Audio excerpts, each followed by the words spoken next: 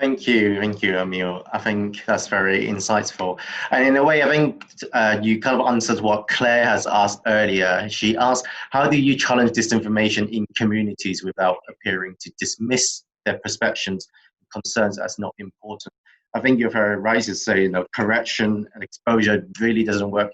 You really need a really good narrative and really understand kind of your audience in the communities. If I correct me if I'm wrong, my understanding this from your webinar is that your community is often quite complex. It's like you have different audiences, different whether it's right leaning or left leaning. Is that you need to understand them first, and then build up a narrative that can go out to them, and depending on who it is that is the best position to say those narratives and have a coordinated approach. Yeah, Is it correct for me absolutely. to say that? Yes, absolutely.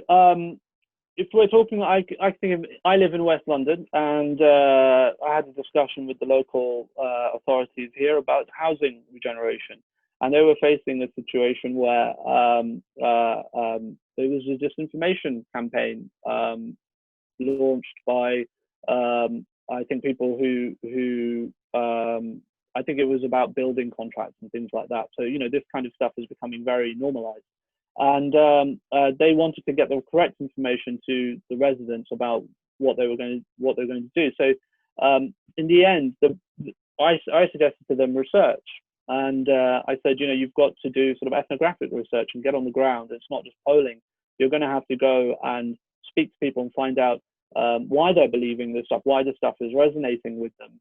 And then also you will find as you do that, what messengers are important to them, who do they listen to? And it might be, in that kind of scenario, if you're talking about a very small community, it might be the butcher. It might not be, we're using kind of a high-tech solution, but the actual outcome might be quite low-tech. It might just be a youth club, or probably be several things, but they could be very nuts and bolts, bricks and mortar type stuff. It doesn't have to be a complicated social media thing. And if you can find those out, then actually building a strategy becomes quite it becomes self-sustaining almost.